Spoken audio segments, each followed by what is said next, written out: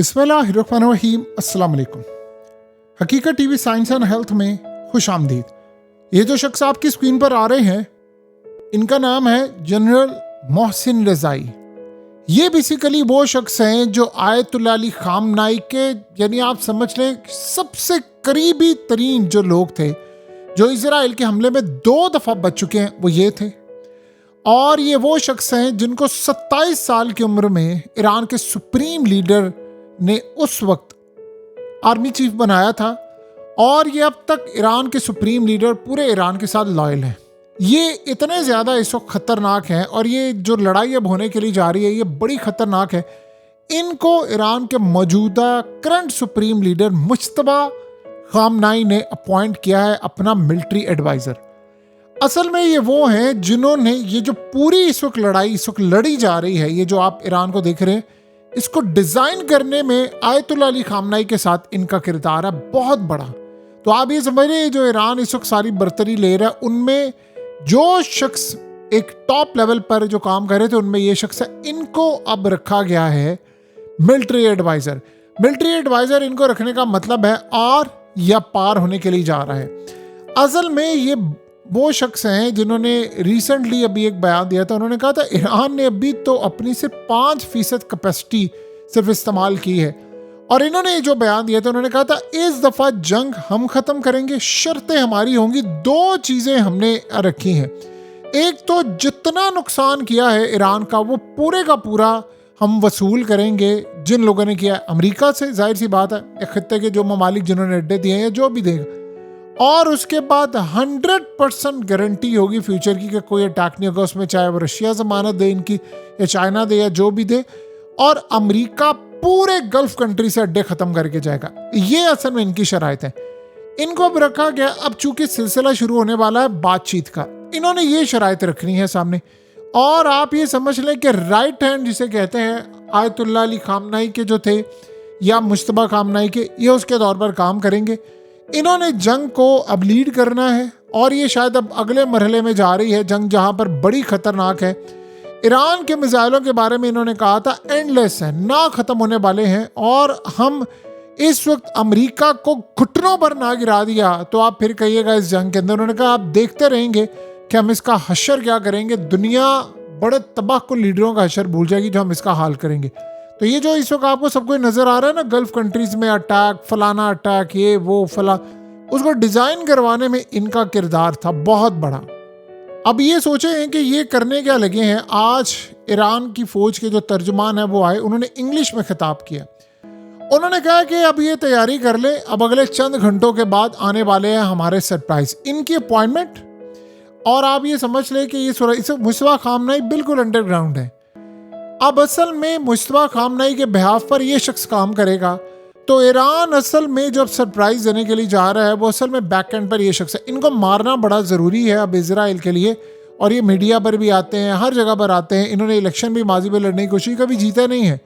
लेकिन इस वक्त जो सूरत हाल पैदा हो रही है वो ये है कि ये अटैक करने के लिए जा रहे हैं बड़े पैमाने पर, और बड़े पैमाने पर इन्होंने अटैक करना है।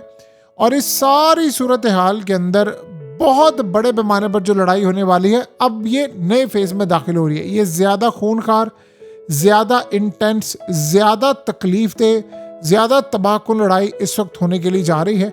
और इनको मैदान में उतारा गया है कि अब ये लीड करेंगे कि क्या लड़ाई करनी। बहुत सारे जो ऑर्डर्स हैं वो ईरान के सुप्रीम लीडर नहीं दे सकते। वो जहाँ पर मौजूद हैं, आपको बहुत सारे काम करने हैं हंगामी बेसिस पर, तो आपको कोई बंदा चाहिए, हर टाइम उनसे रब्ता भी नहीं हो पा रहा, तो असल में वो ज़ख्मी भी है। तो इनको आगे रखा है उन्होंने कि आप अब लीड करेंगे, आपको तजर्बा भी है, लॉयल भी है, सारी सूरत हाल है, और अब आपने इस जंग को नेक्स्ट फेज़ में लेकर जाना है। जो ये जंग इस वक्त बड़ी खूनखार होने के लिए जा रही है। देखिए ईरान के प्रेसिडेंट कहीं नज़र नहीं आते क्योंकि उनका कोई लेवल नहीं है, और ना ही उनकी अब कोई बात सुनता है। इसलिए बहुत सारे लोग अब ये जो जंग देख रहे हैं, ये बड़ी ख़तरनाक जंग होने वाली है।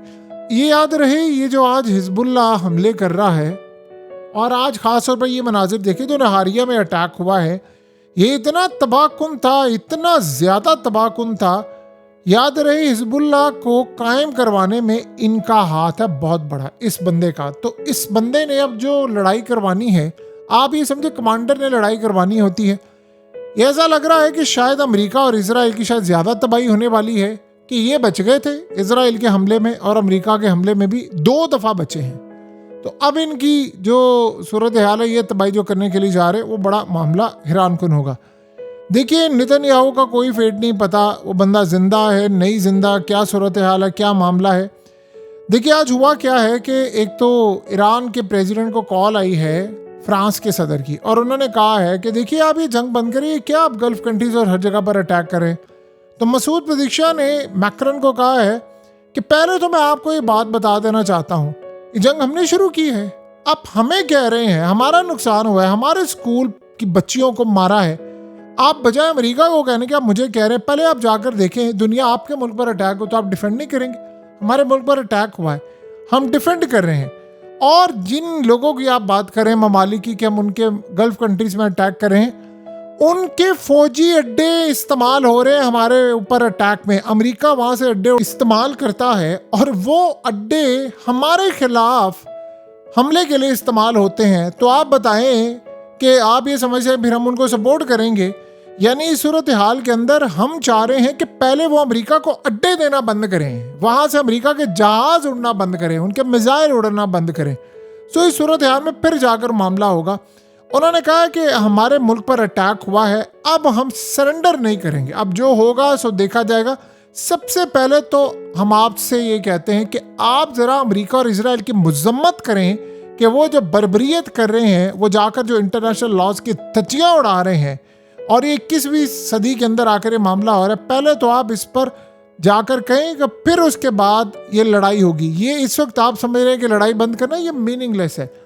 आप अंदाज़ा करें कि ये दुनिया में आपने कभी बदमाशी नहीं देखी है। ट्रंप, मेरा वेनेजुएला है, मैं उसका सदर उठा लूँ और मैं उसका तेल अपनी मर्जी से बेचूंगा। मैं ईरान का प्रेसिडेंट हो या ईरान का आयतुल्ला, मेरी मर्जी से आएगा। ईरान की गैस मेरी है, ईरान का तेल मेरा है। यानी आप सोच रहे हैं वो तो बदमाश होता है कोई गली मोहल्ले का, वो भी इस तरह की धमकियां नहीं लगाता जो ये करते हैं। तो ईरान को गुस्सा तो चढ़ा हुआ है, तो वो जाहिर सी बात है जब इन पर अटैक कर रहे हैं तो पूरा वर्ल्ड अब खिलाफ है। देखिए, मसला सारा यहाँ पर ये है कि ये शराइत जो अब ये आए हैं मोहसिन रज़ाई, इन्होंने ये शराइत पूरी करवानी है, वरना ये जंग एंडलेस बन जाएगी। इस ज़हन में रखिएगा, वो शराइत उन्होंने क्या पूरी करवानी है कि अटैक होगा, हर सूरत अटैक होगा और अमेरिका के फौजी अड्डे यहाँ से खाली करवाए जाएंगे। देखिए, एक बात तो ये है कि गल्फ कंट्रीज को भी अब रियलाइज़ हो गया है कि एक तो अमेरिका दिफा नहीं कर पाएगा, ये तो बात अब तय हो गई है, और दूसरा जब तक अमेरिका के अड्डे रहेंगे खित्ते के अंदर तो ये बड़ी बर्बादी होती रहेगी। लेकिन मसला ये है कि जाहिर सी बात है, आप अमेरिका को आप कहें अड्डे खाली करवाने का, अमेरिका तो नहीं करेगा, और ये कोई इतना आसान नहीं है कि अमेरिका यहाँ से चला जाए। और वो भी जब डोनाल्ड ट्रंप सारी दुनिया के सामने ऐलान करता फिरा, मैंने ईरान की नेवी तबाह कर दी, मैंने उसकी एयरफोर्स तबाह कर दी, मैंने उसके जहाज़ तबाह कर दिए, अब ख़त्म हो गया, मैं तो बस जंग को एंड करना है और जीत कर। यानी आप ये सोचें कि कोई पॉइंट ऑफ नो रिटर्न होता है। आज ईरान ने कहा है कि स्टीव विटकॉफ तरले कर रहे हैं, हमारे भीख मांगने का अंदाज उसका हो गया कि किसी तरह हमसे बातचीत का आगाज़ कर लो। कहता हम नहीं करेंगे। तो डोनाल्ड ट्रंप आता है, वो रोज़ झूठ बोलता है, रोज़ अमेरिका का मीडिया बताता है हम ये जंग हारे हैं, रोज़ वो कहता है कि ट्रंप ने गलती कर दी है। अब आप ये सोचें कि जब ऐसी सूरत हाल होगी और प्रेसिडेंट आपका ढटाई पर उतरा हुआ हो, पूरी तरह ढटाई पर उतरा हुआ हो, तो बताएं फिर आपने इस जंग को जीतना कैसे है, आपने क्या मामला सामने रखना है। अब ये वक्त जो आ गया है, अब हालात जिस तरह के आगे हैं, ये बात अब सबको रियलाइज़ हो गई है और हो जानी चाहिए कि जो हालात इस वक्त चल रहे हैं उसमें अमेरिका जब तक खित्ते से नहीं निकलेगा ये जंग जारी रहेगी। और गल्फ कंट्रीज़ को अल्टीमेटली इस बात का जाहिर सी बात है एहसास होगा कि ये काम करना है और ये काम होगा तभी बात बनेगी, अदरवाइज तो ये मामला यहाँ पर रुकता हुआ नज़र नहीं आ रहा। ये बात अब आप ज़हन में रख लें कि ये काफ़ी ज़्यादा इस वक्त परेशान कर देने वाली जो सूरत हाल है वो पैदा हुई है, और यही वो असल में पोजीशन है जिसको देखकर अब आने वाले वक्त में चीज़ें और ज़्यादा ख़राब होगी। अमेरिका इस फेज़ से गुजरा हुआ है और अमेरिका ने इस फेज़ के अंदर बड़ी तबाहकुन सूरत हाल मचानी है पूरी दुनिया के लिए। खाली ऐसा नहीं कि यहाँ पर ये मामला रहेगा, ये बड़ी अभी तबाही होनी है पूरे वर्ल्ड की, और यही वो असल सूरत हाल है जिसका हम अंदाज़ा नहीं कर सकते कि अमेरिका इस खेल को कहाँ तक लेकर जाता है। देखिए, तबाही तो अमेरिका की इस वक्त हो रही है और ये होती रहनी है और तबाही चलेगी। और जो सबसे बड़ी सूरत हाल ये है कि अमेरिका इस खेल के साथ अब जो मामलात करने वाला है वो काफ़ी ज़्यादा परेशान कुन होंगे। यानी अमेरिका के एयरक्राफ्ट कैरियर से लेकर तमाम चीज़ें अब स्टेक पर हैं। अब देखना यह है कि अमेरिका इस स्टेक पर जाता है तो क्या तबाही मचती है, इसके साथ क्या होता है, क्या मामलात होते हैं, ये तो अब आने वाला वक्त ही बताएगा। लेकिन जो भी सूरत हाल होगी उसमें एक बात तय है कि ये लड़ाई अब इजराइल और अमेरिका की तबाही पर ही एंड होगी, क्योंकि ईरान ने सरेंडर नहीं करना और अमेरिका से इस दफ़ा उन्होंने सरेंडर करवा कर छोड़ना। अमेरिका ने पहले अफगानिस्तान में भी किया, यहाँ पर भी करेगा। हकीकत टीवी साइंस एंड हेल्थ की इस वीडियो के नीचे कमेंट ज़रूर कीजिए, अपनी राय का इजहार ज़रूर करें और इस वीडियो को हर जगह शेयर करते हुए चैनल को सब्सक्राइब ज़रूर करें।